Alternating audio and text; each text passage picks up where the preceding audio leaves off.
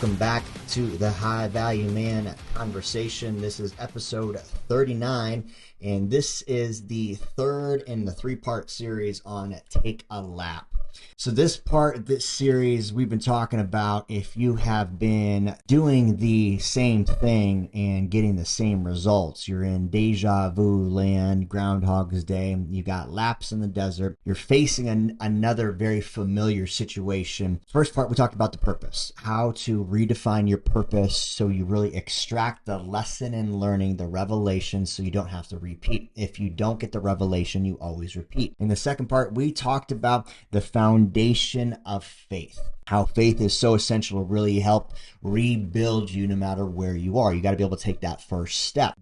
What we're talking about today, is the reason why you keep taking laps, the reason why you keep making the same mistakes, that familiar space that you keep revisiting. What is the trigger? What is the reason? What is the reason why? Originally, I had this episode titled as You Might Be Constipated. I found that a lot of men are emotionally constipated, and so we end up repeating the same behaviors and actions because we just have this response to our emotions where we stuff them and suppress them. We never get to really feel or express them. And so as a result, we repeat the same lessons over and over again. And as much as I like the image of emotional constipation, and I'm sure it probably resonates for some of the listeners, I want to shift a different direction. And I want to tell a little bit of a story about a comic book character because I think it might land the lesson better. So if you guys are an 80s kid like me, you probably grew up in comic books. And I think one of the greatest things that's happened in the last 2 decades, last 20 years, is that all of my favorite comic book characters are now major motion picture movies. And so we've been able to not only see the characters we grew up with, but we really got to understand their backstory, superpowers, the villains on the big screen. I think that's just been such a cool thing. I got a handful of my favorite characters. I love Batman because he doesn't really have any superpowers other than he's filthy rich. I love Wolverine because he's ferocious and he can regenerate, and he's kind of like a good guy, bad guy, and he's got that edge. But one of the characters I loved the most as a kid is Spiderman. I thought Spiderman was just the coolest. Was this quiet, mild-mannered, kind of dorky kid. Got bit by a radioactive spider. Next thing you know, he can shoot web out of his hands. He can swing from tall buildings. He puts the mask on. And he's got confidence. He's agile. He's flexible. And he's youthful. I loved that character. I just thought he was so cool. And one of the superpowers that Spider-Man has is a Spidey sense. So he's got the sixth sense, the ability to detect danger before it happens. And in the comic books, you'd see these little electric exclamation points popping out of his heads, and that let you know as the reader that there is a bad thing about to happen. And so you'd see the Spidey sense, and you'd realize that there's a battle about to happen. And it would only trigger before something bad was going to happen. In the movies, you see Peter Parker, he'd be walking around all dorky with his glasses, and the Spidey sense would go off, and he'd look around for danger, he'd go change into a spider suit, and it's a perfect transition to remind the viewers that there's something bad going to happen, a villain's going to pop up. We have a spider sense. And, I've never really connected these dots, but we all have a spider sense. And the cool thing about that character, Spider-Man, is it illustrates so beautifully a well-operating spider sense as humans and as men. And this spider sense, I believe, when it's working really well, it helps us not only get out of danger, it helps us detect threat, it helps us really intuitively look at a situation and surrounding. Just like Peter Parker's spider sense, it can get a little out of whack sometimes. It can mutate, and it can not operate at its best potential, and it can actually cause some wrong signaling. And so in the movies and in the comic books, the spider sense would go off when danger would show up. And in real life, when our spider sense goes off, that's our nervous system, our ability to detect danger inside of an environment. It will trigger the same type of intuition and feeling, that gut feeling that, man, you know what, something's not quite right. Fear will often show up inside the body as a biological response long before the danger or the threat actually happens. And it's a microsecond, but there's a significant amount of studies on the power of fear to be able to trigger this sympathetic response, your spider sense. The thing is, your spider sense and your nervous system can get dysregulated, and you can have a dysregulated nervous system, which is constantly always on. And if it's always on, then everything feels like a threat. It'd be like Spiderman walking down the street and constantly feeling like everybody is out to get him. It'd be like Peter Parker going through his high school and feeling like every single eyeball on him is a possible villain and bad guy that wants to rip him limb from limb. And so he's constantly fists up defensive and shooting his web slinger stuff all over the place, karate kicking people in the face. It would cause a heightened sense of aggression. And the spider sense in your nervous system, they are so similar from the sense of the threat detection, and they work well when they work well. But if you were anything like me growing up, that didn't have safety, security, and predictability inside of his home environment, that spider sense can get elevated and escalated and get turned on high frequency so that the default is actually very high rather than being much more normal, more sensitive. And so that's kind of what I want to talk about today, is that your spider sense might be dysregulated and you might be in constant threat. And that might be the reason why you're emotionally constipated, you're triggered to irritation, frustration, anger, you have a hard time expressing emotions, and you have a hard time, more so than anything, feeling safe. Now, most men don't ever really want to admit this. Most men might have a hard time actually hearing these words. But I have found, coaching hundreds of men at this point, that the reason why they shift to anger, irritation, and frustration is because they feel unsafe, they feel afraid, and they feel vulnerable. And if you feel unsafe, afraid, and vulnerable, your natural reaction as a man is to put the fists up and get aggressive, get assertive, go into bullying, controlling behavior, anything to protect that soft underbelly that we all have, my friends. We all have it. We all have that sweet, soft side that needs to be nurtured and loved. We all have that little boy inside that so desperately wants to be led. But so many of us, because of the upbringing that we had, either through fault directly from our parents or indirectly from neglect or trauma that we experience, physical, mental, emotional, or sexual, our nervous system gets dysregulated and we feel unsafe in what seems like normal situations. And so trauma is the reason why our nervous system first gets activated in growing up. And so I'll share a little bit about my background. I have done this on previous episodes in past, but come from a divorced family. My mom married my dad. They had a pretty tumultuous first few years, a lot of arguing, fighting, physical, mental, emotional abuse, just a lot of yelling, screaming, not exactly a safe environment. Around 5, my mom separated from my dad. We moved to Mesa. She started dating somebody else, and there was a lot of back and forth. He had a drug addiction, and so there was a lot less safety and security in the household as well. That led to, constant emotional upheaval and not a whole lot of solidarity and consistency in my schedule. Inconsistency in being able to even know what school I was going to or where I was going to be staying throughout the week, because we'd be going back and forth between his place to our place. And so it was just this constant upheaval. So a lot of opportunities for that spider sense that really needs safety, security, and predictability in its life to be regulated normal, to be constantly turned on. And so I have found over the years, I have developed a keen sense of awareness. I'd say my Spidey sense is turned on a little bit higher. I'm hypersensitive. I can be hypersensitive, especially if I'm not paying attention to my own nervous system, to the needs and feelings and emotions of others. It serves me well from a coaching capacity because I can pick up very quickly when one of my clients are off, but it has also really been a disservice because it makes me hypersensitive in situations when I'm not fully present. And so that was the early part of my years. And then my mom remarried a little bit later, 12, 13 years old for me. There was some physical and there was emotional abuse.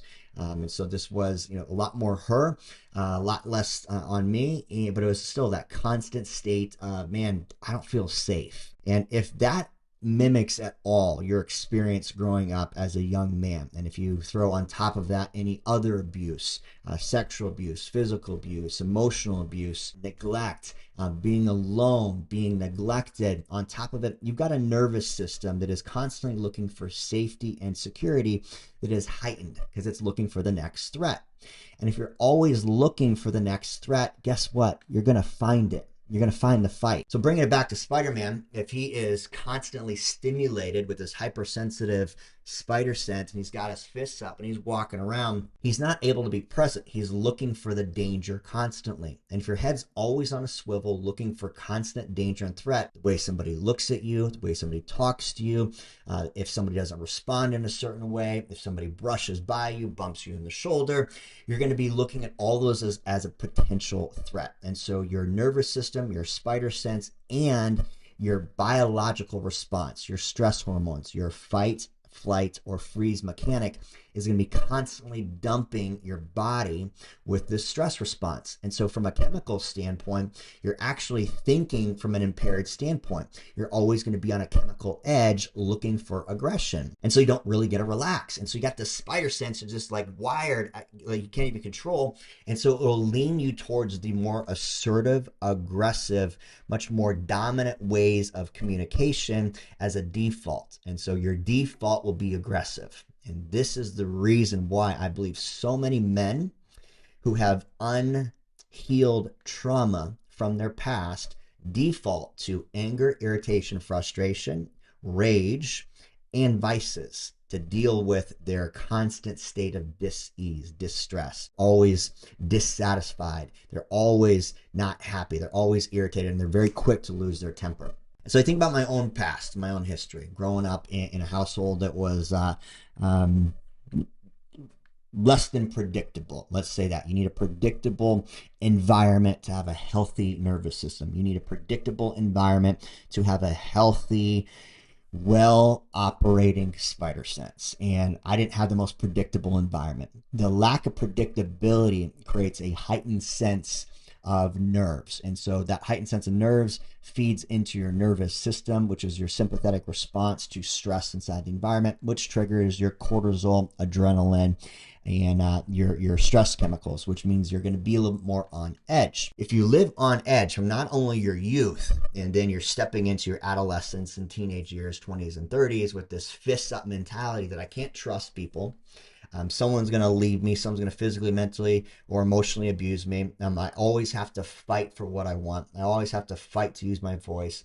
I got to fight so that I don't get bullied or taken advantage of. You're in a constant state of fight. So now you're getting into your 20s, having practiced this hardwired biologically, physiologically, mentally, intellectually, emotionally, that you're always on edge. And so you're walking around with this superpower that is actually a really, really healthy thing, but it's constantly looking for threats. And so my experience, my 20s, I was in a fight all the time. I was not only in a fight with myself, but I was in a fight with bosses. I was in a fight with any type of male authority or figure. I was in a fight with every single woman that I dated, because as they got close and as I got close to them, my insecurity and my lack of emotional development made me feel like this is going to leave. I don't feel safe to be able to be completely intimate or vulnerable because this is going to leave. And I like this love. I want this love and I don't want it to leave. And so anger, control, irritation, clinginess, all kinds of negative behaviors will show up inside the relationship, because that's what happens when you have unresolved trauma. And then it would go into irritation, anger, frustration, bullying, criticizing, judging, and blaming, because those are the assertive ways of expressing what was chemically happening inside my body. And so I look at this, my patterns for my 20s, and again, I've shared with you guys before, my aha moment was somewhere around 29, 30, when things started to make more sense. I started doing some deep work. I've been in a constant state of work. I'm still in work.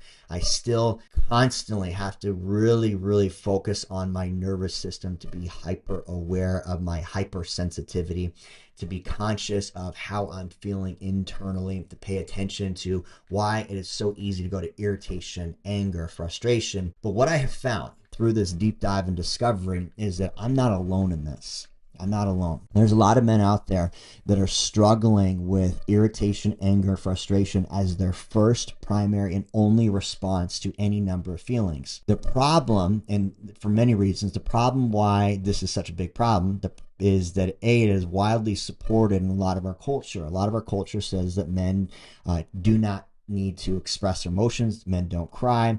Men don't need to feel. Men just need to be producers. And men ultimately need to just be able to suck it up, buttercup, and deal with it. And while that it does serve some of us at a certain point, if you don't fully express the feelings that you're feeling, anger is an iceberg. It's just going to continue to keep showing up. Underneath all of my anger, irritation, frustration, control was a deep sense of sadness and fear.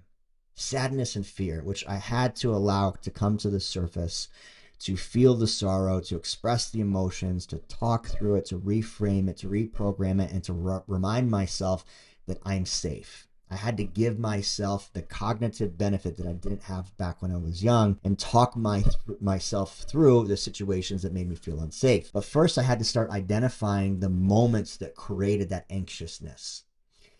So over the last 10 years, as I've been doing a much deeper dive into my self-awareness and my own personal development, what I've noticed, my spider sense gets triggered in familiar events that remind me of those events as a child that made me feel unsafe. And so they would typically show up inside of romantic relationships would be one container. The other container would be my relationships with men. And so my relationships with any type of authority figure, anybody that could potentially be a boss, or anybody that I looked up to, even to as a father figure, a mentor, or a friend. I had a deep distrust for the male relationship because of my upbringing, my patterning. And the way that that would show up is inside of my dynamic, first inside my body, I would start to notice that I had this feeling of wanting and needing to prove something. And that was this feeling of not being fully authentic, not being able to be completely transparent or 100% myself. And so I'd present something that wasn't totally authentic. And that would be one area that I would self-protect by not really showing my underbelly. Because if you think about it, if you grew up not having a great model growing up, you don't want to show your cards. You don't want to be fully transparent because you might be worried. I was worried of having somebody take advantage of me, or having somebody not be able to fulfill a promise or expectation. So I would be self-protective. If you're self-protective, you're not authentically bringing to the situation, the relationship, the surrounding, everything that you're designed to do.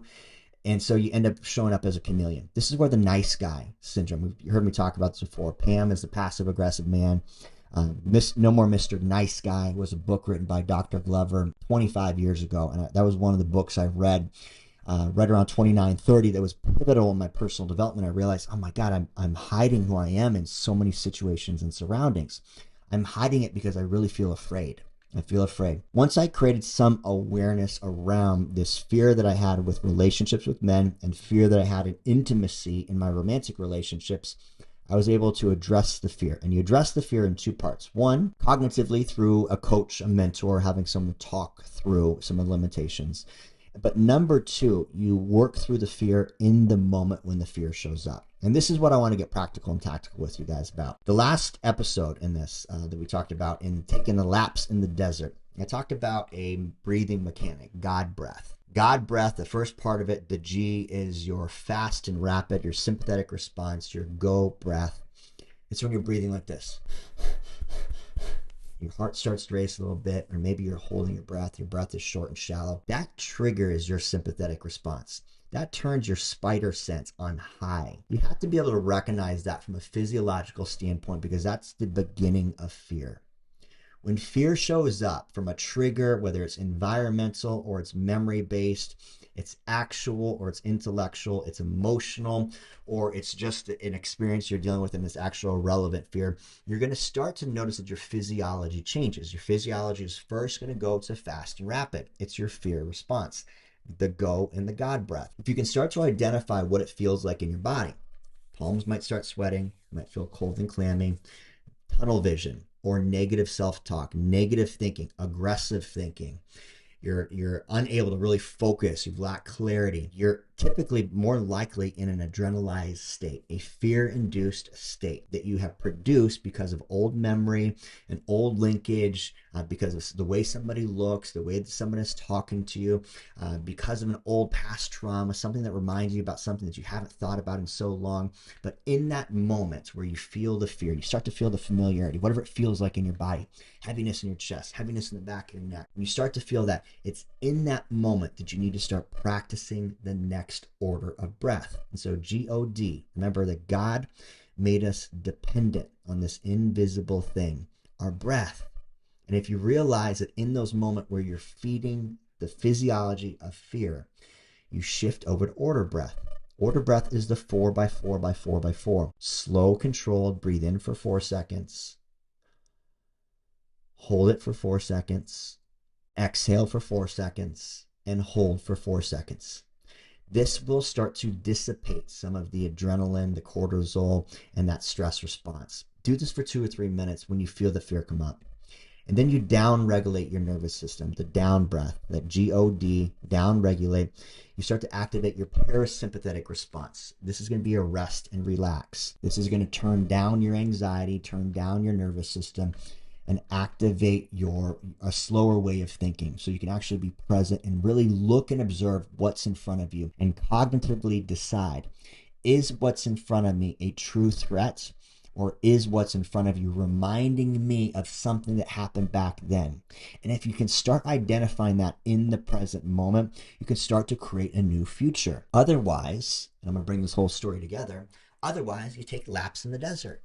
Otherwise, something that somebody says, which is a brand new moment, although it may look and feel and be experienced as something that you've already been through, it's a new present moment. Because no man steps into the same river twice. Think about that.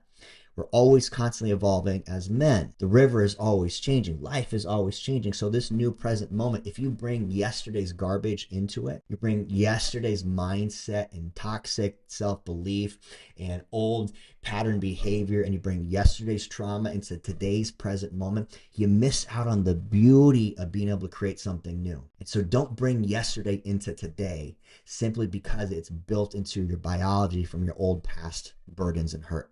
And so when you feel that trigger come up, the anger, the irritation, the frustration, realize that it's not really anger you're dealing with. It's not. Anger is the iceberg, my friends. And men, I'll be honest with you, anger is a cover-up. It is a cover-up for the fear. It is a cover-up for the sadness. And it is a cover-up for the lack of control that you have in your life, or the perceived lack of control that you have. And until you deal, until you feel, and until you work through in real time those emotions as they come up, and realize that anger is literally just the tip of the iceberg, it will continuously create the same situation over and over again. This happens to so many guys as the anger comes up. They have not dealt with it. They don't know how to deal with it. So they blow up on their partner, their person, their work, an employee, a team member. You can't put the bullets back in the gun. You do that enough time, you start to move everybody out of your life. People can't trust you emotionally, and then you feel guilty and full of shame. And what do? So you drink, you drug, you masturbate, you watch the porn, you get a hooker, whatever your vice is. You go down that route just to be able to distract from the pain. If you don't feel the pain, it will resurface over and over and over again. You will take the laps in the desert. The laps in the desert, man, where you're going around the same circle so many times, because you're not reflecting to get the revelation, and so you repeat the same behavior over and over again. Your practical and tactical takeaway on this is that you are a superhero. You are a superhero, and you've got superpowers. You've got a sixth sense to be able to detect fear, just like Spiderman. You can swing into your neighborhood and protect so many people from all the problems they're working through. You can be the heroic savior that your friends, your family, your kids, your wife, your world, and the work so desperately needs. But you can only do it if your superpowers are working for you and not against you. And if you're walking around life swinging through the buildings with an overactive nervous system, a spider sense that is dysregulated, you're not only going to be constantly in a state of fight or flight, looking to pick a fight, start a problem, but you're more than likely also dealing with a number of sympathetic responses like insomnia, hard time losing weight, constant stress, really poor sleep, lower testosterone, and inability to focus. Think about this from a chemical standpoint. If you're constantly dumping your body with stress response, you're burning the candle at both ends, my friend. and you're going to be burning that candle straight into a heart attack, stress, some type of major debilitation. Long-term stress in the body is one of the worst killers, and not only that, but it's a slow cancer for all those around you that need you to be able to work through these emotions so you can ultimately feel the rainbow that is underneath. Other than irritation, anger, frustration, annoyance, procrastination, all those irritation feelings, there's something underneath the surface that you are going to get to tap into. That's going to be the bliss, the joy, the gratitude, the happiness, the fulfillment, the sense of ease, the sense of presence and peace that you can ultimately bring and model to those around you. And that's what we're meant to do as men, my friend. So as those feelings come up, those irritations, those angers, those frustrations, and you realize that, oh man, I might be like this Spiderman, this superhero, but I've been acting more like a super villain because my sixth sense is all dysregulated from the trauma I went through as a kid. Well, I'm going to work on this by doing two things. Thing number one is I'm going to get a coach, a mentor, a counselor, a therapist to talk to. And I'm going to start to unpack some of the stuff that I've been carrying for too long. Number two is in the moment. This is where healing happens. Healing doesn't happen on your therapist's couch. Healing happens in the moment as the moments show up. And so as those moments show up that will test you, and they're going to test you for the rest of your life, you start to recognize, oh, I'm going into that go breath. Yeah, I feel it. I can recognize the physiological sensation. Palms are sweating. I'm hot. I got my heaviness behind my neck. My thoughts are ruminating and negative. Okay, what do I need to do here? Oh yeah, God is with my breath. Okay, so I'm in go breath. I need to order my breath. Okay, I need to slow it down. I need to do a 4x4x4x4 to create harmony and balance.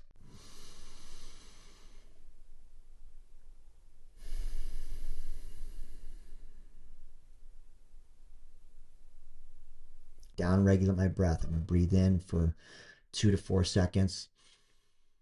I'm going to hold it 2 to 4, and then I'm going to exhale as long as I can. Wow, I feel better.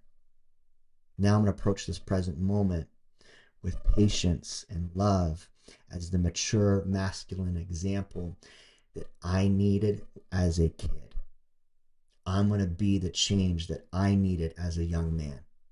I'm going to be the change that my wife deserves, my kids deserve. Okay, I can do this. I feel like a superhero now. That's what you got to do, my friends. Take time to recognize what's coming up inside your body so you don't create more of the pain and the problems that got you to where you are. You've got to be the solution. You've got to be the solution. You've got to be the solution. The world desperately needs more heroes. It needs you to swing in from the tall buildings, drop down into those bad guys and burglars, and set a greater example of what it means truly to be a heroic masculine man. All right, my friends, if you found this episode helpful, do me a favor and share it with a friend. Tag another man on his journey, on his path. Leave me a 5-star review. And as always, if this was helpful and it served you along the path, drop me a note, man. Follow me on Instagram. Get on the email list where I do a little bit more of a long-form content. I'll be praying for you and your journey, and keep me updated how you're doing as well. All right, my friends, much love, many blessings, and I'll talk to you soon. Boom.